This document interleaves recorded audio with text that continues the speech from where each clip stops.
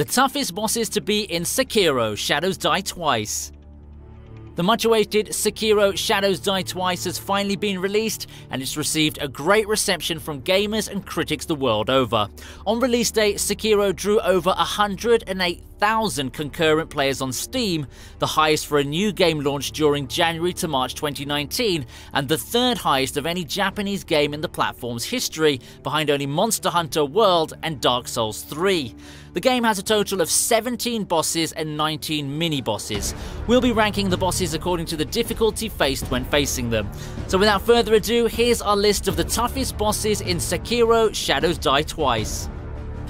At number 10 is Gyobu Masataka Oniwa. Gyobu Masataka Oniwa is the first boss of the game and holds a precious battle memory by which you can upgrade your attack power in the game. Announcing his full title as he strides into battle, Oniwa's giant spear and unrelenting speed curate a battle unlike any you've seen so far in Sekiro. One thing to keep in mind though, Oniwa likes to keep his distance in this battle. Use your grappling hook to close the gap and deal damage to him in close range, because you don't have many ranged attacks in this game. Oniwa won't die straight away after you execute the second death blow to completely drain its HP. Immediately press attack again to deal a third death blow to ultimately finish him off. If you don't, he'll be revived. Think of this boss battle like a training program in deflections. This fight will provide an essential boost to your sword damage that should give you the edge further in the storyline against much tougher bosses. At number 9 we have Corrupted Monk. You won't find the Corrupted Monk until fairly late in Sekiro, once you've ventured into the misty Ashina depths and crossed through Mibu village. The biggest threat from the Corrupted Monk is how long his weapon is, which makes the arena where you face him quite tight. Should you choose to fight him head on, his moves will change depending on his HP node depletion.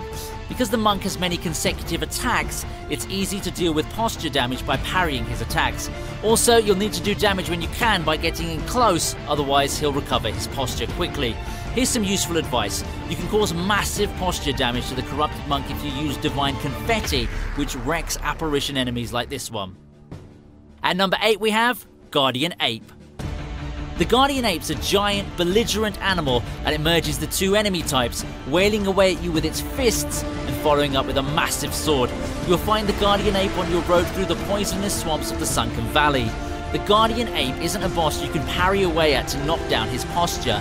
Instead, you need to deal damage to lower its vitality, which means looking for openings to wail away at with your sword. The Guardian Ape has 2 health bars, and that must be removed in order to kill him. During the first phase of the fight, you'll be dealing with a beast-type enemy that roams around the arena on all fours. After taking the first death blow, the ape will now resurrect and fight you with the sword used to decapitate it in its right hand and its severed, still living head in its left. The ape's no longer a beast-type enemy and has become an apparition-type enemy. The Shinobi Firecracker doesn't affect the headless Guardian Ape. You want to balance between getting close to it so you can get in and do damage and staying clear of some of its tougher moves. At number 7 we have Lady Butterfly. Lady Butterfly is pretty much the first major boss you fight depending on which path you take. She's hyper-aggressive and has strong ranged and melee attacks. You'll find Lady Butterfly at the end of the Hirata Estates level with a fight broken into 2 parts. The fight against Lady Butterfly doesn't end once you deal a death blow to her. She'll reveal that the first phase was merely an illusion and will get into the fight herself during the second phase. The way you're actually meant to beat her is by being more aggressive than she is. Get in her face to give her no chance to use her long-range attacks or her illusions. The expert advice here is that you can just cheese the whole fight by stun-locking Lady Butterfly with the Nightjar / combat art. At number 6 we have Great Shinobi Owl. Gamers who want to get all the endings in Sekiro are going to need to learn how to be the Great Shinobi Owl, one of the most challenging bosses that appears in the Ashina Castle area as the game draws to a close.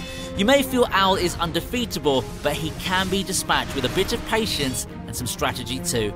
The attacks to watch out for in the first phase are mainly the shuriken throws.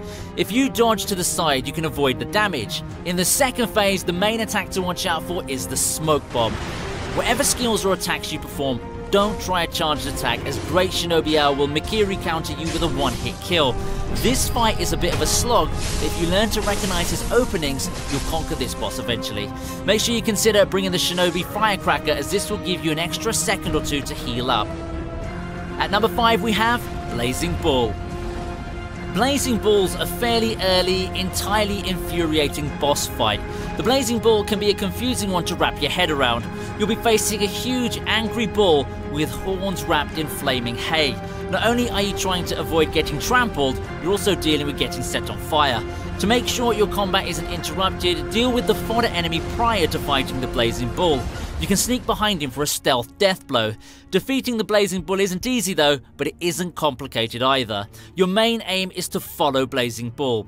It'll pause occasionally to change directions, it'll run into walls and turn around, close the gap, slice at its hindquarters and follow it as it runs away. Some advice for this fight is to use your firecrackers to stun Blazing Bull. As he stands and falls back down, stab his head with a charged stab attack.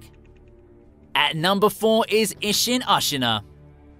Depending on which dialogue options you picked when meeting Owl in Ashina Castle, Ishin Ashina might be the final boss of Sekiro. This fight follows the duel with Emma the Gentle Blade and actually features a number of the same movesets, such as him sheathing his sword. The first phase of this fight is all about baiting Ishin Ashina's overheat chop move, kiting to one side and attacking when there's a window. Things get tougher though during phase 2 as the boss now has a lot of fire attacks. When the second phase begins, you'll want to immediately use the Shinobi Firecracker, which stops him from setting the whole arena ablaze. The strategy for the rest of this phase is largely the same as before, but a couple of moves might throw you off. At number 3 we have Genichiro Ashina. Genichiro Ashina is a boss found within the Ashina Castle and is the main boss of the area. Genichiro Ashina is the man who stole the Wolf's Lord at the beginning of the game and is holding him at the top of a building in Ashina Castle. He wields a large bow along with his two-handed katana. The beginning of this boss fight is always the same. As soon as you gain control, block. He'll shoot an arrow, roll and then attack with his sword. Just block. Know what's coming, react and take no vitality damage. In his second stage, Genichiro Ashina sheds his armor and takes up his ancestral power of lightning. You can counteract some of the effects of this lightning. There's also a way to parry the lightning back mid-air if you can time it correctly. There's a hefty wind-up on the Mortal Blade, but you can easily avoid it by dashing clockwise around him. At number 2 we have Demon of Hatred. The Demon of Hatred's an optional boss in Sekiro and can be an intimidating foe. He's a true behemoth to fight and one of the toughest bosses. You have to keep slashing at this boss's underbelly and bottom until you can deal the first death blow. There aren't a lot of changes during the second phase. You'll still spend most of the battle underneath this beast slashing away at his groin and butt. In the third phase, the Demon of Hatred will keep more of a distance during the fight.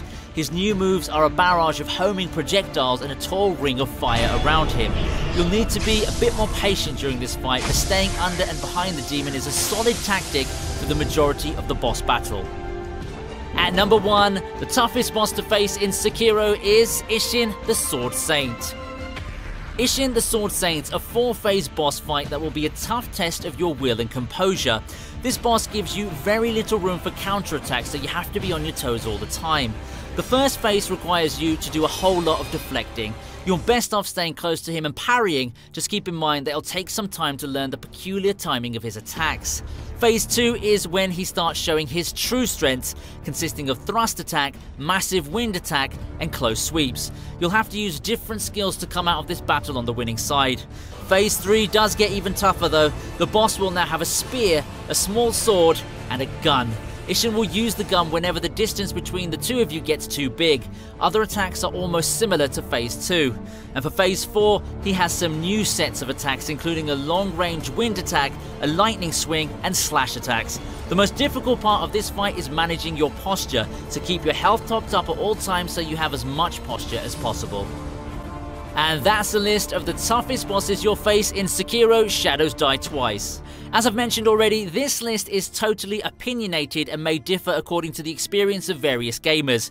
Do share in the comments below which boss you found the hardest to defeat in this game. We'll be back with more of this kind of stuff too soon, but until then, goodbye and happy gaming. Don't forget to subscribe and share if you like this video. You can also like, share and subscribe to the channel and hit the bell icon to never miss any of our new uploads. We'll see you next time on the Gaming Region. Thank you.